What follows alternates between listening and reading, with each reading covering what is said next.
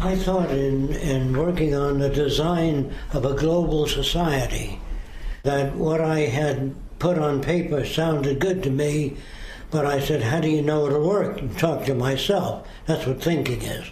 So I said, well, I don't know it'll work, but I certainly am going to try to see if it'll work. So I attended many Klan meetings, KKK, got the feel of the organization, and then proceeded to show them things that would contradict their statements. I didn't contradict them. I showed them things such as a person, and had a guy that was a great projector of his own values into everything he saw, and he projected his values into an image I had on the screen. And he said he looked like a good American and a kind person and a family man, a religious man. But then I pulled out the bottom of the picture, which I got in the post office. This guy was wanted by the FBI for subversive action against the United States. To help show this guy that it's not possible to look at a photograph of a person and tell about him. Sometimes you might accidentally hit, but in the whole you would hurt yourself. Then I would project a voice, and it'd sound like a guy talking about aeronautics with an English accent. And he tries to picture the guy. Then the image comes on later. It's a black guy raised in England, and that confuses him. So by the time I got to the sixth character, he says, Jacque, I can't rightly say. Once he's learned to speak that way, even, that's a great move. Sure, he still has remnants of his feelings, but I undo it in a gentle way, you know what I mean? Until they no longer find that their earlier beliefs viable. They're no longer viable beliefs. But they think they're changing themselves. I put in the elements that change people. The Immaculate Pig is a descriptive system. I raise a pig, a baby pig, this is true, in a cage about the size of that table, about 3 feet in diameter, looked like a dome, only it's a structure. And I put a waste paper basket in the middle of the table, and it's sunken. And I put some scrap paper near the waste basket, which I anticipated the pig walking up and back will eventually knock it in the wastebasket, because it's in such a position to be knocked in. And when it falls in the wastebasket, it hits a micro switch, which deposits a little bit of food near the pig. And it takes the pig about 10 to 15 times in the basket before he knows that the paper in the basket causes the food to drop. So I then put a second piece of paper there, a little further away. So he puts the first piece in and nothing happens. And he sees the second piece. And associative memory causes him to pick that up and put it in the basket. Then the food falls. Then I pull the basket up.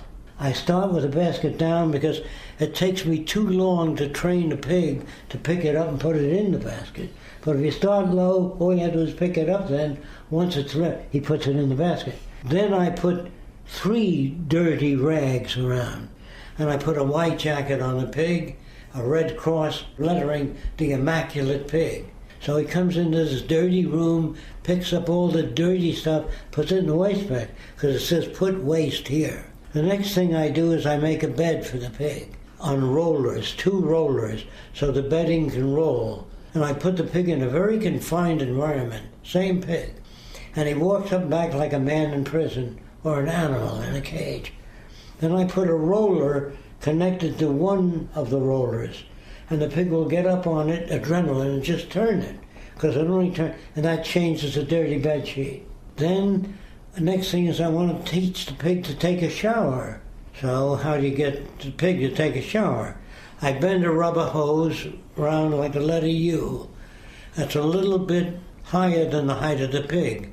Then I put some bamboo strips into the upper section of a U shape. And when the pig exits his little house, he gets his back scratched. And they like that, so they go up and back several times. And once that's established, I strengthen that by depositing a little bit of food on each side every time he goes through. So it goes through about 6-7 times. Then I put a jar up there with soapy water, and when he hits the bamboo strips, that turns on the shower. Then I run that film at a Klan meeting, okay? That's the latest thing I do. And they're looking at it and they're making all kinds of facial expression. They say, Jacque, I raised me a lot of pigs. I never seen no pig that smart. How come? How come that pig's so smart? I said, the pig was brought up in a special environment where he was, and I explained it in very different language, conditioned to do all those things. But he keeps the place clean, changes dirty bedsheet, takes a shower. How come that pig knows all that? I said, no more than a human. Eventually they come up with, in their languages, so excuse me for using these words, the black man behaves like a black man because he's brought up in a black man environment. I said, right.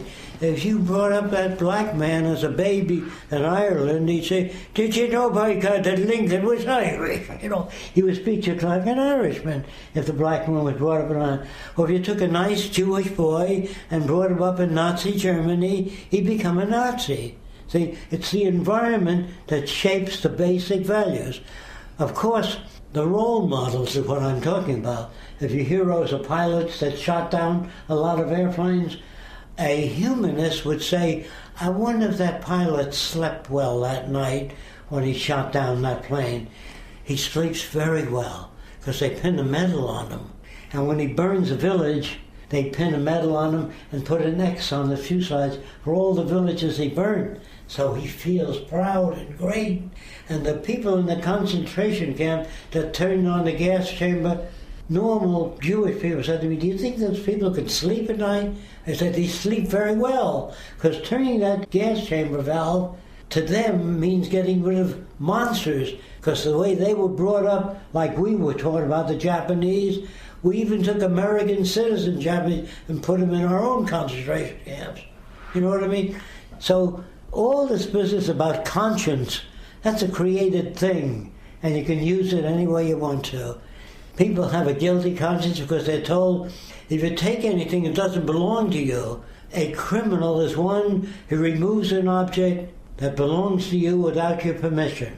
Well, after we won the war, we took all the rockets out of Germany, their airplanes, kidnapped their engineers, and brought them here. We committed all the crimes. And we bombed innocent people, especially in Iran and Iraq. We killed a lot of people that had nothing to do with the war. They had nothing to do with 9/11. You know, we killed a thousand people just because some jerk in government was stupid enough to be manipulated by other stupid people. We kill lots of people. And there's no electric chair, no judgment, because they're bad. We're going to build a democracy there. They don't do it to build a democracy. They build it to control the resources of the area. These are the lies that are so obvious, you wonder why everybody doesn't get it, because they're conditioned not to get it. Listen to your government. Once they become free, you can't build armies. You can't control people if you had a democratic society. You can't get them all in line. There'd be 1,000 political parties with thousands of different points of view. You know what I mean? There'd be natural medicine, or Eastern medicine, Western medicine, Chinese traditional medicine. You'd have so many things going on, and we have the medical profession, to a large extent, are influenced by the drug companies, to a very large extent. And so you don't have free medical societies. And major hospitals today get their credit by moving people through. The faster you can move them through, 20 minutes for each person in a doctor's office, good practice.